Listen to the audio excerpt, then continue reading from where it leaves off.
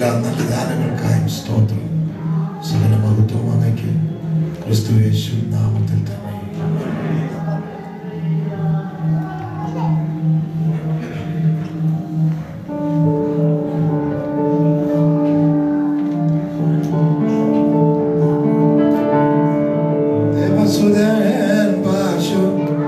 ശാലയിൽ നാരനായി അവതരിച്ച വേറും കഥയോ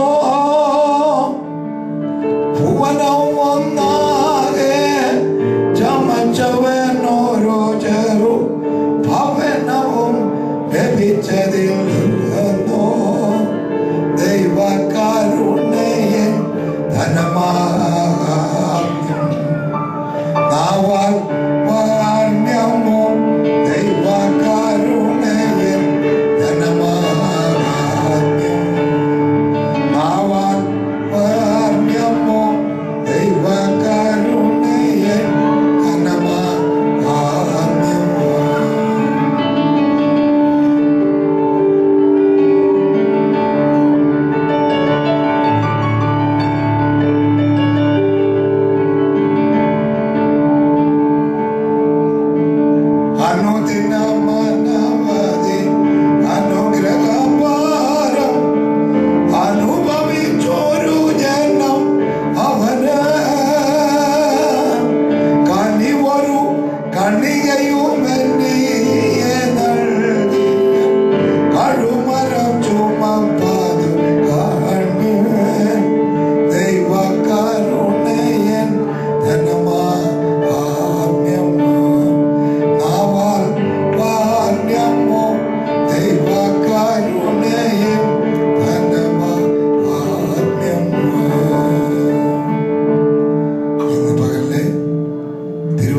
ധ്യാനത്തിനായി 2 കൊരിന്ത്യർ 8-ാം അധ്യായം 9-ാമത് വാക്യം വായിക്കാം.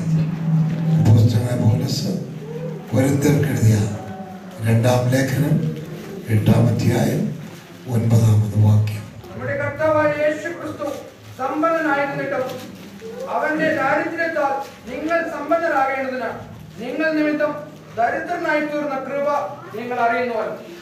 നമ്മുടെ കർത്താവായ യേശുക്രിസ്തു സമ്പന്നനായിരുന്നിട്ടും തന്റെ ദാരിദ്ര്യത്താൽ നിങ്ങൾ സമ്പന്നരാകേണ്ടതിന് നിങ്ങൾ നിമിത്തം ദരിദ്രനായി തീർന്ന കൃപ നിങ്ങൾ അറിയുന്നുവല്ലോ. അപ്പോസ്തലനായ പൗലോസ് സഭകൾക്കുള്ള ധനശേഖരണാർത്ഥം ചില ഭാഗങ്ങൾ സൂചിപ്പിച്ചുകൊണ്ടാണ് ഈ ഭാഗം എഴുതിയത്. ഞാനിവിടെ നിൽക്കുന്നത് നിങ്ങളുടെ ആരുടെയും ധനം സ്വീകരിക്കാനല്ല, അതിനുവേണ്ടി ആരും വിഷമിക്കുകയും ചെയ്യരുത്. ഇന്ന് പകലിൽ നാം ഇത് ധ്യാനിക്കുമ്പോൾ ഈ ഭാഗം വായിച്ചിട്ട് ഒരു സ്വോത്രാഴ്ച കൊണ്ടെടുക്കാനൊന്നും അല്ലല്ല. ഈ വാക്യത്തെ ഈ സ്വയം സന്ധ്യയിൽ 3ആയി മുറിക്കാൻ തുടങ്ങുക. 1, സമ്പന്നനായിരുന്ന ക്രിസ്തു. 2, ദരിദ്രനായി തീർന്ന ക്രിസ്തു. 3, നമ്മെ സമ്പന്നർ ആക്കി തീർത്ത ക്രിസ്തു. 1, അവൻ സമ്പന്നനായിരുന്നു. ക്രിസ്തുവിന്റെ പൂർവ്വ നിത്യത വിസ്തരിക്കേണ്ടത്. എന്നാൽ ഇന്ന് വൈകിട്ട് ഈ 3 ഭാഗം ഒരുപോലെ ഉദ്ധരിക്കുകയില്ല. പ്രധാനമായി പഠിക്കാൻ തുടങ്ങുന്നത് ദരിദ്രനായി തീർന്ന ക്രിസ്തു എന്ന വിഷയം. സമ്പന്നനായിരുന്നു എന്ന് ഞാൻ പറഞ്ഞാൽ ഇവിടെയുള്ള സകല സമ്പന്നന്മാരിലും സമ്പന്നൻ. ഇന്ത്യ ഗവൺമെന്റ് സമ്പന്നന്മാരെ എടുത്തു കാട്ടിയാൽ ഇപ്പോഴുള്ള സമ്പത്തില് വലിയ സമ്പന്നനായിട്ട് ആരാ? മറ്റേ പുള്ളിയുടെ വരുന്ന അനിൽ അംബാനിയോ. ആ അംബാനിയോ വേണ്ടി വന്നാൽ തൊട്ടടുത്ത് നിൽക്കാൻ ലുലുവിന്റെ ആള് അവരൊക്കെ കയറി വരും. എന്നാൽ ലോകത്തിലെ സമ്പന്നന്മാരെ മൊത്തം കൂടെ ഇറക്കി നിർത്തിയാൽ യേശുവിനോടും വരിക എല്ലാവരുടെയും സമ്പത്ത്. അതെന്താ? എല്ലാവരുടെയും സമ്പത്തിന് പരിധികളുണ്ട്. സെന്റ്, ഏക്കർ, പിന്നെ ബാങ്കിൽ നിക്ഷേപിച്ചിരിക്കുന്ന കുറച്ച് കാശ്, ഇതൊക്കെ വെന്തുപോകുന്നത്. സെന്റെണ്ണയല്ല, ലോകം മൊത്തം കൂടെ ഏറ്റെടുത്ത ഉലകത്തിന്റെ മൊത്തത്തിന്റെ ഉടമസ്ഥനായി നമ്മുടെ കർത്താവിനെയാണ് തിരുവചനം വെളിപ്പെടുത്തിയിരിക്കുന്നത്. അതിനൊറ്റ തെളിവ് വെളിപ്പാട് പുസ്തകം 5-ാം അധ്യായം വായിക്കുമ്പോൾ, ഞാൻ സിംഹാസനത്തിൽ ഇരിക്കുന്ന വലങ്കൈ അകത്തും പുറത്തും എടുത്തുള്ളതായി 7 മുദ്രയാൽ മുദ്രയിടപ്പെട്ട പുസ്തകം കണ്ടു. പുസ്തകം വാങ്ങുവാനെങ്കിലും അതിന്റെ മുദ്ര പൊട്ടിപ്പാനെങ്കിലും യോഗ്യനായുള്ളൂ എന്ന അത്യുച്ചത്തിൽ ഘോഷിക്കുന്ന ശക്തനായ ഒരു ദൂതനെയും കണ്ടു. പുസ്തകം വാങ്ങുവാനെങ്കിലും അതിന്റെ മുദ്ര പൊട്ടിപ്പാനെങ്കിലും യോഗ്യനായി ആരെയും കാണായിക്കൊണ്ട് ഞാൻ ഏറ്റവും കരഞ്ഞു. അപ്പോൾ മൂപ്പന്മാരിൽ ഒരുത്തൻ എന്നോട്, കരയണ്ട, യഹൂദാ ഗോത്രത്തിലെ സിംഹവും ദാവീദിന്റെ പേരുമായവൻ പുസ്തകം വാങ്ങുവാനും അതിന് മുദ്ര പൊട്ടിപ്പാൻ തക്കോണം ജയം പ്രാപിച്ചിരിക്കുന്നു എന്ന് പറഞ്ഞു. അതിന്റെ 9-10 വന്നിട്ടാട്ടെ. പുസ്തകം വാങ്ങുവാനും നിങ്ങൾ എല്ലാവരും ഒരുമിച്ച് വായിച്ചേ.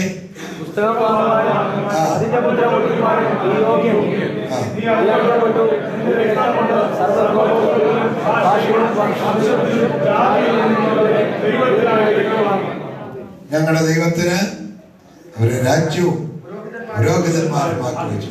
അവർ പുതിയ പാട്ട്. ഈ പുസ്തകം എന്താണെന്നോ, സ്വർഗത്തിലെ പിതാവായ ദൈവത്തിന്റെ വലത് കൈയിൽ ഭൂലോകത്തിന്റെ മൊത്തത്തിലുള്ള ഭാഗവിടമ്പടി പത്രം എഴുതി അതിന്റെ രേഖ ചമച്ച് അത് അകത്ത് സ്ഥലം പോരാതെ വന്നപ്പോ പുറത്തും കൂടെ എഴുതി അത് കൈവച്ചുകൊണ്ടിരിക്കുക. ഇത് കൈപ്പറ്റാൻ ആരുണ്ടെന്ന് ഉലകത്തിൽ ഒരു മുതലാളി രംഗത്ത് വരികയില്ല, സ്വർഗത്തിലും ഭൂമിയിലും ആർക്കും കഴിഞ്ഞില്ല എന്നെഴുതിയിരിക്കുന്നത്. ദൂത സഞ്ചയങ്ങൾക്ക് സാധ്യമായില്ല. അപ്പോഴാ പറഞ്ഞത്, യഹൂദാ ഗോത്രത്തിലെ സിംഹമായവൻ പുസ്തകം വാങ്ങുവാൻ തക്കോണം ജയം പ്രാപിച്ചിരിക്കുന്നു. ഈ സിംഹത്തെ കാണാൻ നോക്കിയപ്പോൾ സിംഹത്തെ അല്ല കണ്ടത്, ഒരു കുഞ്ഞാട് അറുക്കപ്പെട്ടു പോലെ നിൽക്കുന്നതായി കണ്ടു. സാക്ഷാൽ യഹൂദാ ഗോത്രത്തിലെ സിംഹമായവൻ അറുക്കപ്പെട്ട കുഞ്ഞാടായി കാൽവറിയിൽ രക്തം ചീതിയുകൊണ്ട് അവൻ വന്നു സിംഹാസനത്തിൽ ഇരിക്കുന്നതിന് വലങ്കയിൽ നിന്ന് പുസ്തകം വാങ്ങിയപ്പോൾ വീണ്ടെടുപ്പിനെ കുറിച്ചുള്ള ഗാനം അവർ ഉറക്കെ പാടുമ്പോൾ ഭൂലോകത്തിന്റെ മൊത്തത്തിലുള്ള ഭാഗോടമ്പടി പത്രം കൈപ്പറ്റുവാൻ യോഗ്യൻ യോഗ്യൻ യോഗ്യൻ. കുഞ്ഞാടേ, നീ യോഗ്യൻ. നിന്റെ രക്തം കൊണ്ട് സകല ഗോത്രത്തിൽ നിന്നും ഭാഷയിൽ നിന്നും വംശത്തിൽ നിന്നും ജാതിയിൽ നിന്നും ഞങ്ങളെ ഞങ്ങളുടെ ദൈവത്തിനായി വിലയ്ക്ക് വാങ്ങി. ഞങ്ങളുടെ ദൈവത്തിന് ഞങ്ങളെ രാജാക്കന്മാരും പുരോഹിതന്മാരുമാക്കി വെച്ചു. ഇംഗ്ലീഷിൽ അങ്ങനെ എഴുതിയിരിക്കുന്നത്, Thou hast made us unto our God kings and priests. രാജാക്കന്മാരും പുരോഹിതന്മാരുമാക്കി വെച്ചു. ഈ മുതലാളി സകലത്തെയും ഉണ്ടാക്കിയവർ, സകലത്തിന്റെ ഉടമസ്ഥൻ, സകലത്തെയും ഭരിക്കുകയും പരിപാലിക്കുകയും ചെയ്യുന്ന ശ്രേഷ്ഠൻ ലോകത്തിലേക്ക് ഇറങ്ങി വന്നപ്പോൾ ലോകം അവനെ ജനിച്ചു വീഴാൻ ഇടം കൊടുത്തില്ല.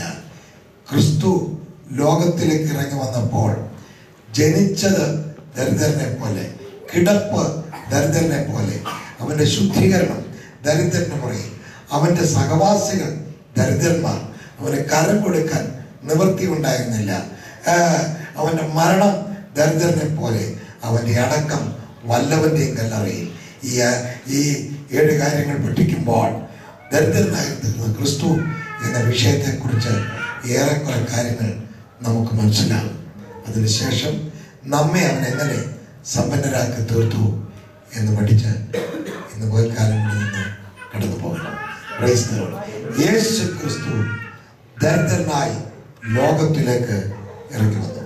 നമുക്ക് വിശുദ്ധ ലൂക്കോസിന്റെ സുവിശേഷം 2-ാം അധ്യായം 6-7 വാക്യങ്ങൾ വായിക്കാം. അവർ അവിടെ ഇരിക്കുമ്പോൾ അവർക്ക് പ്രസവിക്കുവാനുള്ള കാലം തികഞ്ഞു. അവൾ ആദ്യജാതനായ മകനെ പ്രസവിച്ചു. ശീലകൾ ചുറ്റി വഴിയമ്പലത്തിൽ അവർക്ക് സ്ഥലമില്ലാകിയാൽ പശുത്തൊട്ടിയിൽ കിടത്തി. ആമേൻ. അവർ അവിടെ ഇരിക്കുമ്പോൾ ആരെവിടെ ഇരിക്കുന്നു? നമ്മുടെ കർത്താവായ യേശു ക്രിസ്തുവിനെ ഗർഭം ധരിച്ചിരിക്കുന്ന അമ്മ മറിയം, അവരുടെ ഭർത്താവായിരിക്കുന്ന ജോസഫ്, അമ്മ മറിയം എവിടെയായിരിക്കുന്നത്? ഔഗസ്തോസ് കൈസറിന്റെ കാലത്ത് പേർവഴി ചാർത്തണം എന്നുള്ള പരസ്യത്തിന്റെ പിൻപിൽ പേർവഴി ചാർത്തുവാനായി കടന്നുപോയതാ ആ വലിയ ഓഫീസിന്റെ മുമ്പിലേക്ക്. എല്ലാവരും അവിടെ ചെന്ന് പറയണം, ജീവനോടിരിക്കുന്നവരൊക്കെ ചെന്ന് പറയണം, അതിന് തലപ്പേർ വഴി ചാർത്തുക എന്നാ പറയുന്നു. അവിടെ ചെന്ന് പറയാൻ പോയി.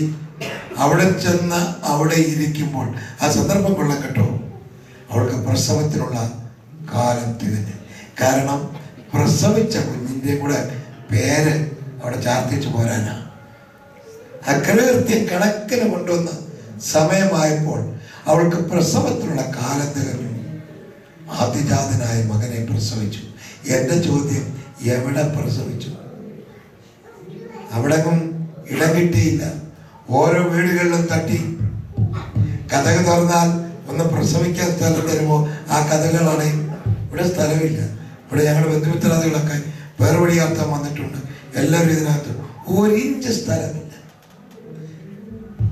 ഒന്ന് പ്രസവിക്കാൻ ഇവിടെ സ്ഥലമില്ല.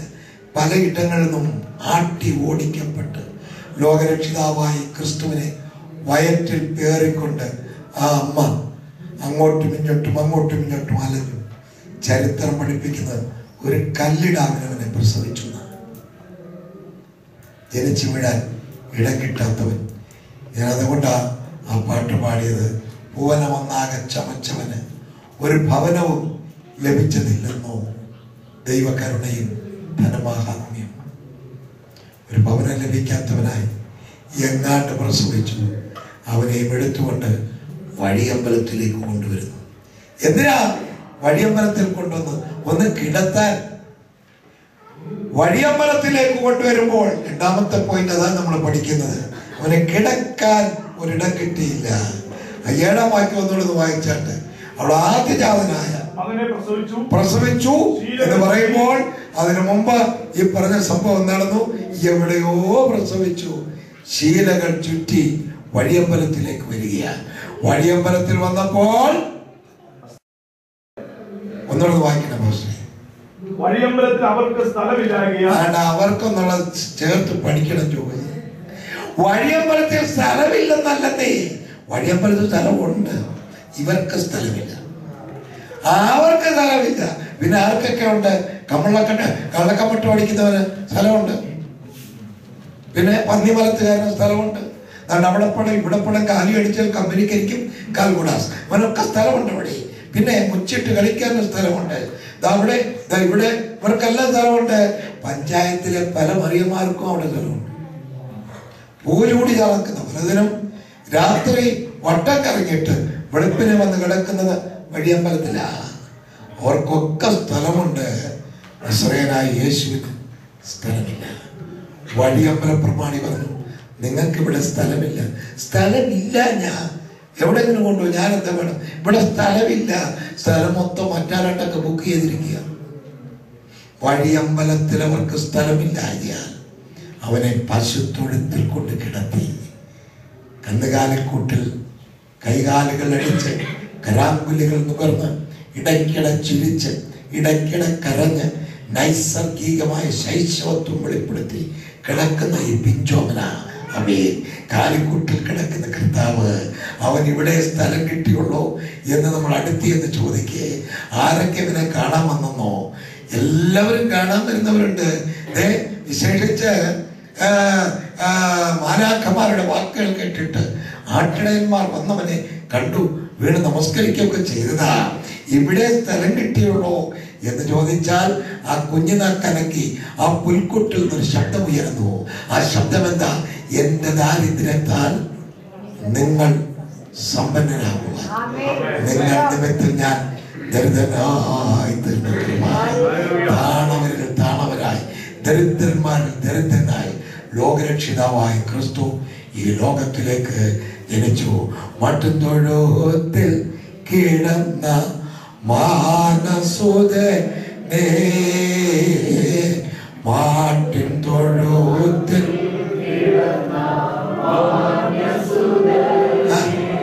മാന്യസുതനെ എന്നല്ല, മാനസുതനെ, മനുഷ്യപുത്രനെ എന്നർത്ഥം.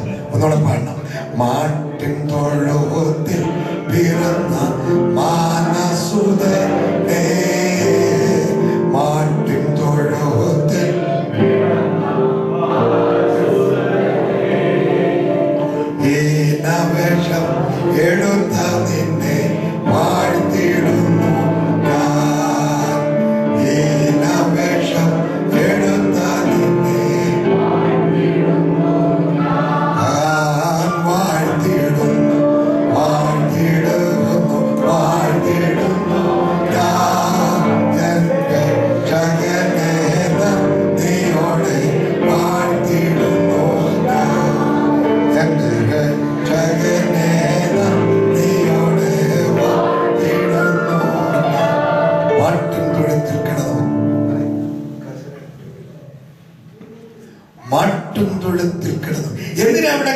എന്നുള്ള ചോദ്യത്തിന് ഉത്തരം നമ്മൾ പറഞ്ഞത് എൻ്റെ ദാരിദ്ര്യത്താൽ നിങ്ങൾ സമ്പന്നരാകേണ്ടത്. എൻ്റെ ക്രിസ്തുവിനെ ഒരു വാക്കിൽ ഒന്ന് വർണ്ണിച്ചോട്ടെ. ഈ പ്രസംഗം മൊത്തം കൂടെ ആ ഒറ്റ വാചകത്തിൽ ഞാൻ വർണ്ണിച്ചോട്ടെ. അനന്തതയുടെ അണിയറി ആദിക്ക് ദൈവമാം യാഗിനാൽ അനാദി കാലങ്ങൾക്ക് മുമ്പ് സൂക്ഷിക്കപ്പെട്ടിരുന്ന ഗോതമ്പ് മണിയായ ക്രിസ്തു കാലത്തിന്റെ പ്രതികൂല അനുകൂല സാഹചര്യങ്ങളിൽ ഈ ലോകത്തിലെ ചേറ്റുകണ്ടത്തിൽ വിതയ്ക്കപ്പെട്ടു. കാലത്തിന്റെ അനുകൂല പ്രതികൂല സാഹചര്യങ്ങളിൽ കിളിർത്ത് വളർന്ന് ഗതസ്വമനയിൽ വെച്ച് കൊയ്യപ്പെട്ടു. പീലാത്തോസിന്റെ അരമന മുതൽ കാൽവരി വരെയും മിതിക്കപ്പെട്ടു. കാൽവരിയുടെ തിരികല്ലിൽ പൊടിക്കപ്പെട്ട് ദൈവക്രോധാക്കിനുടെ ബോർമയിൽ ബന്ധിരിഞ്ഞവനായി എനിക്ക് നിങ്ങൾക്കും ജീവൻ പ്രദാനം ചെയ്യുവാൻ പുറത്തിറങ്ങി വന്ന ജീവന്റെ അപ്പമായ ക്രിസ്തു ദരിദ്രനായി ലോകത്തിലേക്ക് ഇറങ്ങി വന്നപ്പോൾ അവനെ കുറിച്ച് പഠിക്കുന്നത് അവന്റെ ശുദ്ധീകരണത്തിന്റെ സമയമായപ്പോൾ അവൻ ദരിദ്രന്മാരെ പോലെ ശുദ്ധീകരണ നിയമം നിർവഹിക്കപ്പെട്ടു എന്നാണ് എഴുതിയിരിക്കുന്നത്. നമുക്ക് വായിക്കാം.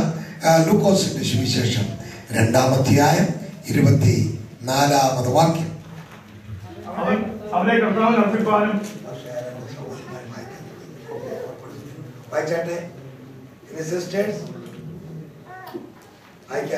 അവനെ കർത്താവിന് അർപ്പിക്കാനും ഒരു ഇണ കുറുപ്രാവിനെയോ 2 പ്രാവിൻ കുഞ്ഞുങ്ങളെയോ കർത്താവിന്റെ ന്യായപ്രമാണത്തിൽ കൽപ്പിച്ചതുപോലെ യാഗം കഴിക്കാനും അവർ അവനെ യെരൂശലേമിലേക്ക് കൊണ്ടുപോയി. വേദപുസ്തകം കൊണ്ടുവന്ന സഹോദരന്മാരെ കരം നേരത്തെ പിടിച്ചേ. അയ്യ പുസ്തകത്തോടെ നമുക്ക് അല്ല, ഇപ്പം പലരും ഈ മൊബൈൽ ഫോണിനകത്താ പുസ്തകം ആകുമ്പോൾ അത് വരുമ്പോഴത്തേക്കും മൊബൈലിനകത്ത് പുസ്തകവും ഉണ്ട്, വേറെ ഏതാണ്ടൊക്കെ ഇല്ല അതിനകത്ത്. വേദപുസ്തകത്തിന് ആ സ്ഥാനം കൊടുക്കാതെ പുസ്തകം തന്നെ കൊണ്ടുവരണം. അതാണ് നല്ലത്. ഞാൻ കഴിഞ്ഞ ചില നാളുകൾക്ക് മുമ്പ് സൗദിയിൽ പ്രസംഗിക്കാൻ പോയപ്പോൾ അവിടെയുള്ള സഹോദരന്മാരുടെ ഒളിച്ചായത് കൊണ്ടുവരുന്നത്. എവിടെയെങ്കിലൊക്കെ ഒളിച്ചു വെച്ച് ഞാൻ പ്രസംഗിക്കാൻ പോയ ഞങ്ങളും ഒളിച്ചായത് എടുത്തുകൊണ്ട് പോകുന്നത്. ഇവിടെ ഒന്നല്ല, ഈ രാജ്യത്ത് സ്വാതന്ത്ര്യമുണ്ടല്ലോ, എടുത്തുകൊണ്ടുവരണം. Praise the lord. അവരെ കർത്താവിന് അർപ്പിപ്പാനും ഒന്നുകൂടെ വായിച്ചേ. ഒരു ഇണക്കുറുപ്രാവിനെയോ 2 പ്രാവിൻ കുഞ്ഞുങ്ങളെയോ കർത്താവിന്റെ ന്യായപ്രമാണത്തിൽ കൽപ്പിച്ചതുപോലെ യാഗം കഴിക്കാനും അവർ അവനെ യെരൂശലേമിലേക്ക് കൊണ്ടുപോയി. യെരൂശലേമിലേക്ക് കൊണ്ടുപോയി. എന്തിന്? യാഗം കഴിക്കാൻ. എന്തിനെ കൊണ്ട്? കുറുപ്രാവിനെയും കൊണ്ട്. അതെങ്ങനെയാ? കർത്താവിന്റെ ന്യായപ്രമാണത്തിൽ കൽപ്പിച്ചതുപോലെ. കർത്താവിന്റെ ന്യായപ്രമാണത്തിൽ കുറുപ്രാവിനെ കൊണ്ട് പോകുന്നതിന്റെ വ്യവസ്ഥ എന്താ പറഞ്ഞിരിക്കുന്നത്? ലേവ്യ പുസ്തകം എടുത്തട്ടെ. ന്യായപ്രമാണ പുസ്തകമായ ലേവ്യ പുസ്തകം 5-ാം അധ്യായം 7-ാം വാക്യവും 12-ാം അധ്യായം 8-ാം വാക്യവും. ആട്ടിൻകുട്ടിക്ക് അവന് വകയില്ലെങ്കിൽ താൻ ചെയ്ത പാപം നിമിത്തം അവൻ 2 കുറുപ്രാവിനെയോ 2 പ്രാവിൻ കുഞ്ഞിനെയോ ഒന്നിനെ പാപയാഗമായും മറ്റൊന്നിനെ ഹോമയാഗമായും കൊണ്ടുവരണം. ആട്ടിൻകുട്ടിയെ കൊണ്ടുപോകേണ്ടത്. ആട്ടിൻകുട്ടിക്ക് വകയില്ലെങ്കിൽ പ്രാവിൻ കുഞ്ഞിനെ കൊണ്ടുപോകണം. 12-ന്റെ 8 കൂടെ. ആട്ടിൻകുട്ടിക്ക് അവരുടെ മക്കൾ വകയില്ലെങ്കിൽ അവൻ 2 കുറുപ്രാവിനെയോ 2 പ്രാവൻ കുഞ്ഞിനെയോ ഒന്നിനെ ഹോമയാഗത്തിനും മറ്റേതിനെ പാപയാഗത്തിനുമായി കൊണ്ടുവരും. ആട്ടിൻകുട്ടിക്ക് അവരുടെ കയ്യിൽ വകയില്ലെങ്കിൽ പാപയാഗത്തിനായി പ്രാവിൻ കുഞ്ഞിനെ കൊണ്ട് ചെന്നോണം. ഇവര് പോയ പോക്കേണ്ടോ? കർത്താവിന്റെ ന്യായപ്രമാണത്തിൽ കൽപ്പിച്ചതുപോലെ 2 പ്രാവിൻ കുഞ്ഞുങ്ങളുമായി പോവുക. ആരായി പോകുന്നത്? ലോകരക്ഷിതാവായി ലോകത്തിലേക്ക് ഉന്നതങ്ങളിൽ ഇറങ്ങി വന്നവൻ. ഞാൻ ആ യാത്രാ സംഘത്തെ കണ്ടെന്നേ. പിന്നെ ഔസേപ്പച്ചൻ 1 സ്റ്റെപ്പ് മുമ്പിലാ, അമ്മച്ചി 1/2 സ്റ്റെപ്പ് പുറകിലാ. കയ്യിൽ ഈശോ മശിഹ. ഔസേപ്പച്ചന്റെ കയ്യിലാണ് പ്രാകുഞ്ഞ് കണ്ടുപിരിക്കുന്നത്. ഞാനവരോട് പരിചയമുള്ളോണ്ട് കയറി തളർന്നു. ഞാൻ ചോദിച്ചാ ഔസേപ്പച്ചോ എവിടെ പോവാ? പള്ളിയിൽ പോവാ. കുഞ്ഞിന്റെ ശുദ്ധീകരണത്തിന് വേണ്ട സമയമായിരുന്നു, ഞങ്ങള് അങ്ങോട്ട് പോവുകയാ. എന്നാ കയ്യിലിരിക്കുന്നത്? പ്രാവോ? പ്രാവോ? നിങ്ങൾക്ക് പ്രാവാണ്. 2 ആടിനെ കൊണ്ടുവന്നേ ആണുങ്ങൾ നടത്തുന്ന പോലെ കാര്യം നടത്ത്. അമ്മ മറിയാമ്മ ഞങ്ങൾക്ക് പ്രാവ് മതി ആശാനെ. അതെന്നാ? ഞങ്ങൾ പാവത്തുങ്ങളാ. BP അല്ല, BPL, ബിലോ പോവർട്ടി ലൈനാ. ഞങ്ങൾക്ക് പ്രാവ് മതി. ഞങ്ങൾ പാവപ്പെട്ടവരാ. പ്രാവിനെ കൊണ്ടുചെല്ലാണ് ഞങ്ങൾക്കുള്ള വ്യവസ്ഥ. ആട്ടിൻകുട്ടിക്ക് എവിടെയും വകയില്ലെങ്കിൽ പ്രാവിനെ കൊണ്ട് ചെല്ലണം. വകയില്ലാത്ത ഞങ്ങൾക്ക് പ്രാവ് മതി. അതുകൊണ്ട് ഞങ്ങൾ പ്രാവിനെ തീരെ അങ്ങ് വകയില്ലാതെ വരാതെ. അതിന് വരുമാനമില്ലേ? എൻ്റെ ഭർത്താവ് ഉളി അടിച്ച് കിട്ടുന്ന വക കൊണ്ട് ഉപജീവനം കഴിക്കുന്നവരാ ഞങ്ങൾ. ഓഹോ, അത്രേ ഉള്ളൂ. ഞങ്ങൾക്കിത് മതി. ഈ കൊച്ചേതാ? കയ്യിലിരിക്കുന്ന കുഞ്ഞേതാ? ഞാൻ വിടുന്ന ലക്ഷണമില്ല. ഞാൻ കയറി അങ്ങ് മുട്ടിയെന്നേ. ഞാൻ ചോദിച്ചു, കയ്യിലിരിക്കുന്ന കുഞ്ഞേതാ? കയ്യിലിരിക്കുന്ന കുഞ്ഞേതാന്ന് ചോദിച്ചപ്പോൾ അവസരപ്പിച്ച് 2-3 ചുവട് മുന്നോട്ടേക്ക് പോയി. കാരണം പുള്ളിക്ക് കയറി പറയാനൊക്കത്തില്ല എൻ്റെ മോനാണ്. ഞാൻ ഏതാണ്ട് അറിഞ്ഞിട്ട് ചോദിക്കുന്ന പോലെ ഒരു ഭാവത്തിൽ പുള്ളി മുന്നോട്ടേക്ക് നീങ്ങി. അമ്മ മറിയാമ്മയ്ക്ക് ഇട്ട ചൂടാനൊക്കത്തില്ല. അവിടെ നിന്നുകൊണ്ട് എന്നോട് ചോദിച്ചു, ഈ കുഞ്ഞേതാന്നാന്ന് ചോദിച്ചത്. ഞാൻ പറയാം, അതെ അതെ അതെ, ഞാൻ പറയാം, ഞാൻ തന്നെ പറയാം. അവൻ തന്റെ ജനത്തെ അവരുടെ പാപങ്ങളിൽ നിന്ന് വിടിവിപ്പാനിരിക്കുന്നുണ്ട്. നീ അവന് യേശു എന്ന് പേരിടണമെന്ന് ഗബ്രിയേൽ മാലാഖ വന്ന് പറഞ്ഞ യുഗങ്ങളുടെ പുരുഷനാണ് എൻ്റെ കൈത്തണ്ട. ഞാൻ കേട്ടിട്ടില്ല. യുഗങ്ങളുടെ പുരുഷൻ കൈത്തണ്ടിൽ ഒതുങ്ങിയിട്ടും കാശില്ലെന്നോ? നിങ്ങൾ പാവപ്പെട്ടവരാണോ? യുഗങ്ങളുടെ പുരുഷനല്ലേ കയ്യിലിരിക്കുന്നത്? നിങ്ങൾക്ക് കാശില്ലേ? എന്താ ഈ പറയണേ? അപ്പോൾ അതിനൊന്ന് ഉത്തരം പറയാൻ അമ്മ മറിയാമ്മയ്ക്ക് വാക്കില്ലായിരുന്നു. ഞാൻ ഈ പറയുന്ന വാക്കുകളൊക്കെ കേട്ടിട്ട് ആ കുഞ്ഞിനാക്ക് അനങ്ങി പറയുക, എനിക്ക് വിശന്നാൽ ഞാൻ നിന്നോട് പറയുമ്പോ, ഇവിടെ എന്തൊരു ശബ്ദമാണെന്നോ, പെരുവെള്ളത്തിന്റെ ഇരച്ചിൽ പോലെ, തകർത്ത ഇടിമുഴക്കം പോലെ ഞാൻ ഞെട്ടിപ്പോയി. എനിക്ക് വിശന്നാൽ ഞാൻ നിന്നോട് പറയുമ്പോ, നിന്റെ ഗോശാലകളിൽ നിന്ന് ഞാൻ കന്നുകാലികളെ എടുക്കുമോ? കാട്ടിലെ മൃഗങ്ങളെയൊക്കെ ഞാൻ അറിയുന്നു, ആകാശത്തിലെ പക്ഷികളും എനിക്കുള്ളവാ. അപ്പൊ ഞാൻ ഇതെന്തൊരു ശബ്ദമാ? എന്നാ പിന്നെ 2 ആള് കയറി വരാൻ പറയുന്നതായിരുന്നോ? ഇത്രയും പിടിക്കാന് അവൾക്ക് കൊച്ചു ഭയങ്കരല്ലോ. ആ കുഞ്ഞിനാക്ക് വീണ്ടും അല്ലെങ്കിൽ പറയുക, എന്റെ ദാരിദ്ര്യത്താൽ നിങ്ങൾ സമ്പന്നരാകുക. നിങ്ങൾക്ക് വേണ്ടി ഞാൻ ദരിദ്രനായി ലോകത്തിലേക്ക് ഇറങ്ങി വന്നതാണ്. നിങ്ങൾക്ക് വേണ്ടി ഞാൻ ദരിദ്രനായി ഇറങ്ങി വന്നതാ. നസ്രേനായ യേശുവേ, അങ്ങ് ദരിദ്രന്മാരിൽ ദരിദ്രനായി ഈ ലോകത്തിലേക്ക് ഇറങ്ങി വന്നത് ദരിദ്രരായ ഞങ്ങളെ സമ്പന്നരാക്കി മാറ്റുവാൻ അവിടുത്തെ ശ്രേഷ്ഠത, അവിടുത്തെ വിശ്വസ്തത, അവിടുത്തെ ഞങ്ങൾക്ക് വേണ്ടിയുള്ള അവിടുത്തെ കരുതലുകൾ എത്ര ശ്രേഷ്ഠമപ്പ. ആമേൻ. ഞാൻ പിന്നെ നിന്നില്ല. അവരങ്ങോട്ട് പോയി, ഞാൻ ഇങ്ങോട്ട് പോന്നു. നസ്രേനായ യേശു ചില നാളുകൾ മുന്നോട്ട് നീങ്ങവേ നസ്രേനായ യേശുവിനെ കുറിച്ച് പഠിക്കുമ്പോൾ ആരാണ്ടൊക്കെ പറഞ്ഞു കാശ്മീരി വന്നെന്നൊക്കെ. അതൊക്കെ വിവരക്കേടെന്നുള്ളതേ ഉള്ളൂ. അവിടോട്ടൊന്നും വന്നിട്ടില്ല. ആ ഇടം വിട്ട് എങ്ങും പോയിട്ടില്ല. എന്നാൽ ഭൂലോകത്തിന്റെ മധ്യസ്ഥലമായ പാലസ്തീനിലും ചുറ്റുപാടുകളും സഞ്ചരിച്ചവൻ, കാൽനടയായി വാഹനം എടുത്തെങ്കിൽ അത് വല്ല ആ കഴുതപ്പുറത്തോ അല്ലെങ്കിൽ വല്ല പടകിലോ ഒക്കെ അല്ലാതെ വിമാനത്തിൽ കയറിയ ചരിത്രമേ ഇല്ല. കപ്പലിലും കയറിയില്ല. നസ്രേനായ യേശുവിന്റെ സഹവാസികളെ കുറിച്ച് നമ്മൾ പഠിക്കുമ്പോൾ, ഞാൻ ഈ സഹവാസികളെ എന്തിനാ പഠിക്കുന്നതെന്ന് ചോദിച്ചാൽ, ഇംഗ്ലീഷിൽ ഒരു ചൊല്ലുണ്ട്, tell me who your friend then I will tell who you are. എന്നോട് പറ നിന്റെ സ്നേഹിതൻ ആരാണെന്ന്, ഞാൻ പറയാം നീ ആരാണെന്ന്. ആരോടും കൂടെ സഹവസിക്കുന്നോ അതാ നമ്മുടെ പ്രതിബിംബം. ആ കണക്ക് വെച്ചിട്ട് നസ്രേനായ യേശുവിന്റെ സഹവാസികളെ നമുക്കൊന്ന് പഠിക്കാം. ലോകം എന്താ അവനെ കുറിച്ച് വിളിച്ചു പറഞ്ഞത്? മത്തായി സുവിശേഷം 13-ാം അധ്യായം അതിന്റെ 55-ാമത് വാക്യം. മത്തായി 13:55. കേട്ടോ, ഇവൻ തച്ചന്റെ മോനല്ലയോ? ഇവന്റെ സഹോദരന്മാർ യോസേ, ശിമോൻ, യൂദാ എന്നിവരല്ലയോ? ഇവന്റെ സഹോദരൻ സഹോദരികളും എല്ലാം നമ്മോടുകൂടെ ഇല്ലയോ? ഇവൻ ഇതൊക്കെയും എവിടെ നിന്ന് എന്ന് പറഞ്ഞ് അവൻ ഇടറിപ്പോയി. കേട്ടോ കേട്ടോ, അന്നത്തെ ലോകം ചെയ്തു വെച്ച പണിയാ. ഒന്നും പറഞ്ഞ് താക്കാനൊക്കാതെ വന്നപ്പോ ജാതി പേര് പറഞ്ഞ് താത്തുകളും. ഇവൻ തച്ചന്റെ മോനല്ലയോ? ഞാൻ ഈ വാക്കിന് ഉത്തരം കൊടുത്തത് ഏതാണ്ട് 3/4 മണിക്കൂർ കൊണ്ട്. ഇവൻ തച്ചന്റെ മോനല്ലയോ എന്ന് ചോദിച്ച ചോദ്യത്തിന് പണ്ട് ഒരു 10-20 വർഷങ്ങൾക്ക് മുമ്പ് ആണെന്ന് തോന്നുന്നു, മാവേലിക്കര മുനിസിപ്പൽ സ്റ്റേഡിയത്തിൽ അവിടുത്തെ അസംബ്ലി സബ് കോഡ് വിളിച്ചു കൂട്ടിയ ഒരു യോഗത്തിൽ ഞാൻ പ്രസംഗിക്കേണ്ടി വന്നു. പ്രസംഗിച്ചത് വെറുതെ അല്ല.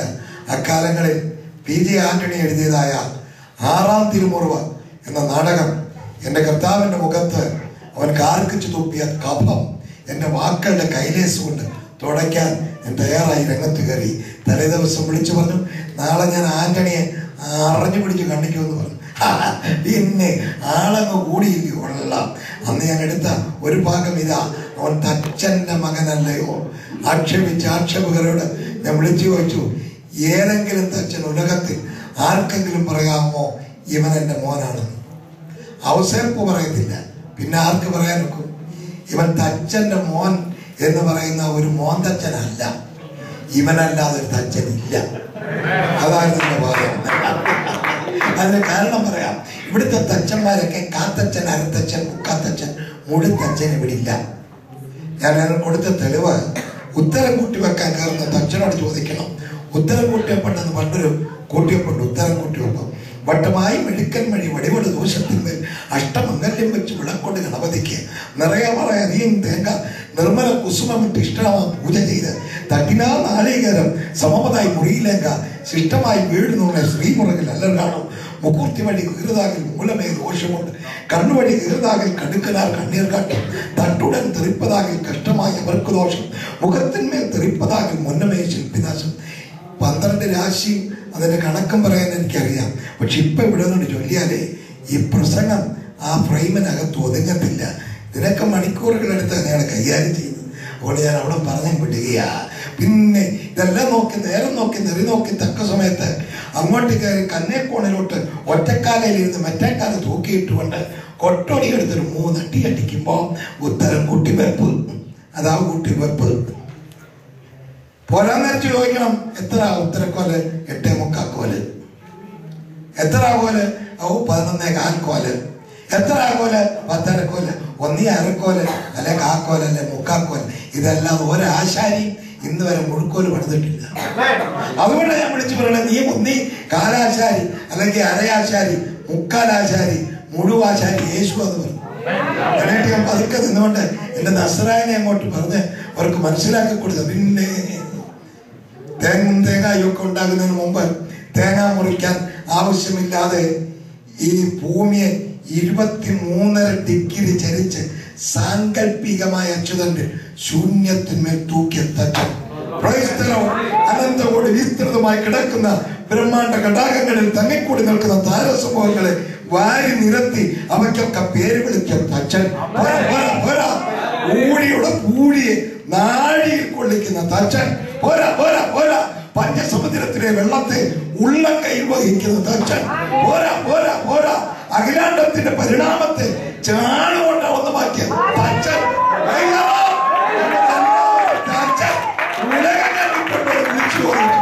അവസാനം ഞാൻ വിളിച്ചു പറഞ്ഞു, അന്തോനിയെ, നീ കളിച്ചത് യേശുവിനോടാണെങ്കിൽ നീ വിവരം അറിഞ്ഞിരിക്കും.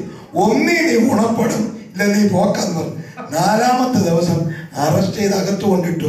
പിന്നെ അവൻ പുറത്ത് വന്ന കാര്യം ആർക്കും അറിയാൻ വയ്യ. വന്നോ ചത്തം എന്നാളാരും പറയുന്നത്. പിന്നെ കളി ആരോടാ? കൊള്ളാം. ഇവനാരാ? ഇവനെ വിളിച്ച് വിളി കേട്ടോ, ഇവന്റെ തച്ചന്റെ മോനല്ലേ.